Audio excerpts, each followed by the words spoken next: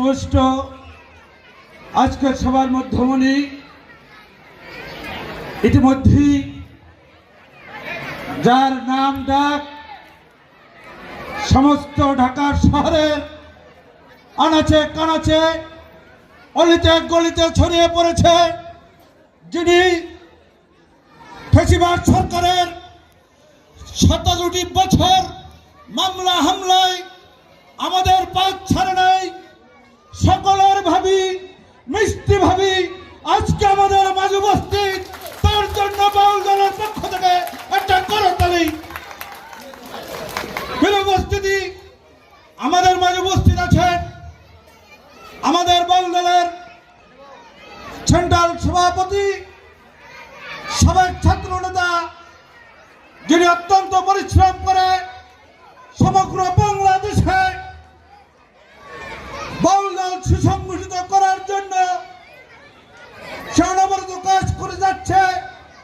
জনাব রফিকুল ইসলাম তুহিন ভাই, সভা মঞ্চে উপবিষ্ট জিয়া পরিবারের সকল নির্যাতিত নিষ্পীড়িত সকল অঙ্গ সংগঠনের সকল নেতৃবৃন্দ, আপনারা বাউল দলের পক্ষ থেকে আমার সংগ্রামী সালাম গ্রহণ করুন। আসসালামু আলাইকুম। প্রিয় সাথীরা, আমার বক্তৃতার শুরুতেই আমি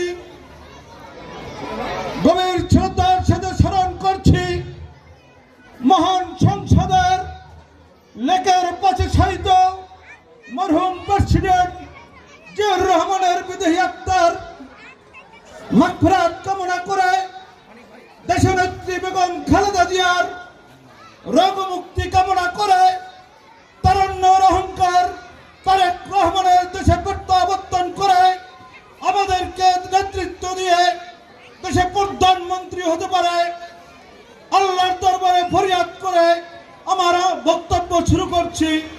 প্রিয় সাথীরা, আমার বক্তৃতার শুরুতেই মিষ্টি ভাব বলেছেন 1 মিনিট, তো আমার বক্তব্য আমি দীর্ঘায়িতই করব না। বক্তৃতা দিলে 17টি বছর নির্যাতন নিপীড়ন অত্যাচার অনাচার জেল জুলুম খেলে আজও মজা ধরা করে আপনাদের মাঝে দাঁড়িয়ে আছি। এই ফ্যাসিবাদ সরকারের আমলে আপনারা দেখেছেন বিএনপি একটা শিক্ষিত মানুষের দল, বিএনপি একটা ভদ্র মানুষের দল, বিএনপি একটা সামাজিক মানুষের দল। প্রিয় সাথীরা আমার, আমরা বাচ্চা কাচ্চা জন্ম দিয়ে